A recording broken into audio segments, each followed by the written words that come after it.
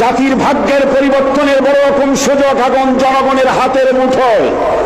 এই বিশাল জনসমুদ্রের উদ্দেশ্যে আমি বলতে চাই, আপনারা কি জাতির ভাগ্যের পরিবর্তন চান? যদি তাই হয়, 4টি দলের 3টি দল দেখা হয়েছে, একটি দল দেখা হয় নাই। সেই দলটির নাম কি? এবারের এই মহান সুযোগে সেই জামাত ইসলামীকে এই সংসদের ভেতরে কথা বলার সুযোগ করে দিতে হবে। 72-এর শাসনতন্ত্র পুনরুদ্ধারের মাধ্যমে জাতির কল্যাণ হবে না। 76-এর শাসনতন্ত্র দিয়ে জাতির কল্যাণ হবে না। জাতির কল্যাণ হতে পারে, ভাগ্যের উন্নয়ন হতে পারে আল কোরআনের সংবিধান।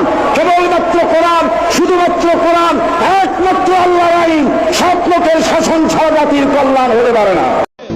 আমরা একদল দুর্নীতিবাজকে তাড়িয়েছি, বাংলাদেশে আরেক দল দুর্নীতিবাজ তৈরি হয়ে গিয়েছে। আমরা একদল টেন্ডারবাজকে তাড়িয়েছি, বাংলাদেশে আরেক দল টেন্ডার